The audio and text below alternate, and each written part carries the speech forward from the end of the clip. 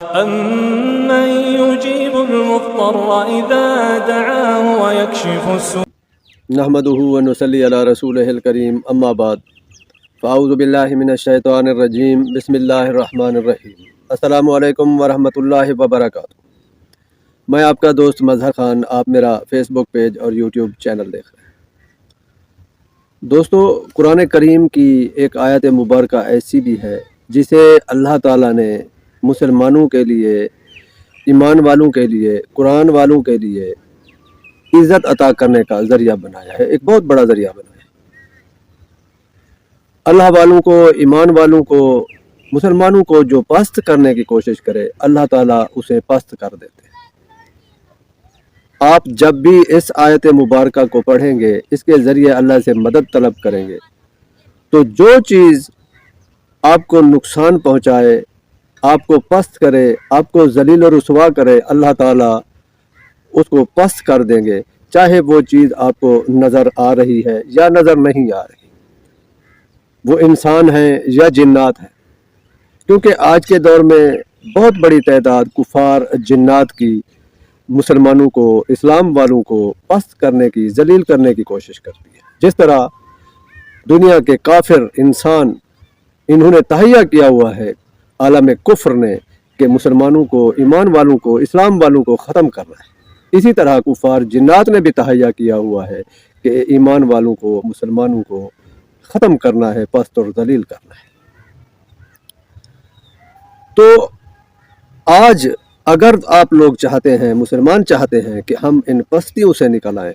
دیکھیں پستی کی ایک شکل یہ بھی ہے، یہ بھی ایک قسم کی ذلت ہے کہ ہم ہر چیز کے لیے کافروں کے آگے ہاتھ جوڑے کھڑے ہیں، کافروں کے آگے سر جھکائے کھڑے ہیں، چاہے ہمیں قرض لینا ہو، چاہے ہمیں ملازمتیں اختیار کرنی ہوں، نوکریاں کرنی ہوں، چاہے ہم ٹیکنالوجی کے میدان میں دیکھ لیں، اجناس کے میدان میں دیکھ لیں، جس شعبے میں بھی دیکھیں ہم ان کے محتاج ہیں، ان کے آگے سر جھکائے کھڑے ہیں۔ تو یہ بھی ایک پستی کی شکل ہے، صورت ہے۔ تو اگر آج کا مسلمان یہ چاہتا ہے، آج آپ چاہتے ہیں کہ ہم ان پستیوں سے نکل آئیں، اللہ تعالیٰ ہمیں ان ذلتوں سے، ان پستیوں سے نکال کر خود کفیل کر دے اور باعزت بنا دے، ہمیں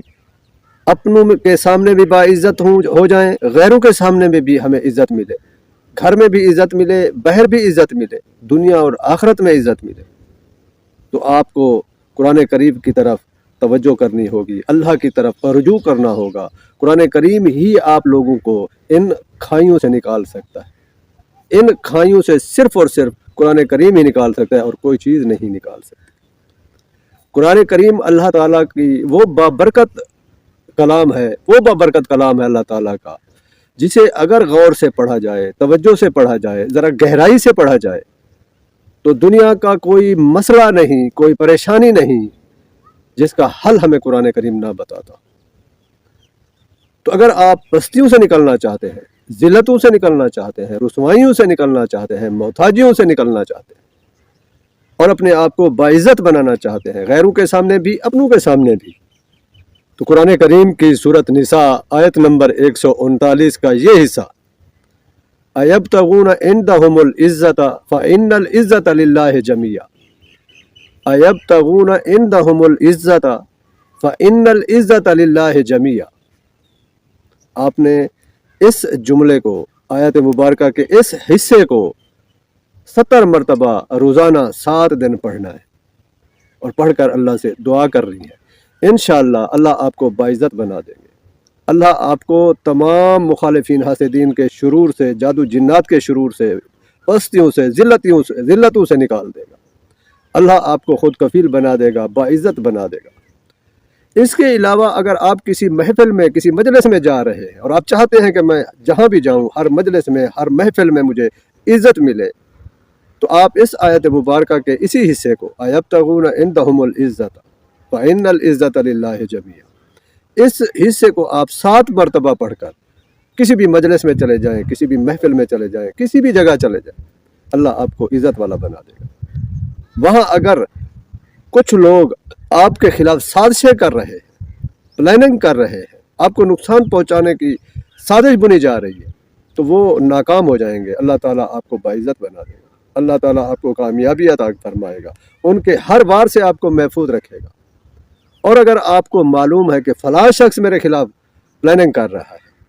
میری مخالفت کر رہا ہے، مجھے نقصان پہنچانے کی کوشش کرے گا، تو آپ وہیں سے 7 مرتبہ پڑھ کر تصور میں پھونک مار دیں، اس کا ہر بار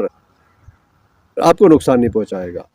اس کی سازشیں ناکام ہو جائیں گی، بلکہ اس کی تدبیریں، اس کی سازشیں اسی پر پلٹ جائیں گی۔ اللہ تعالیٰ آپ کو باعزت بنا دے گا انشاءاللہ۔ وآخر دعوانا ان الحمد للہ رب العالمین۔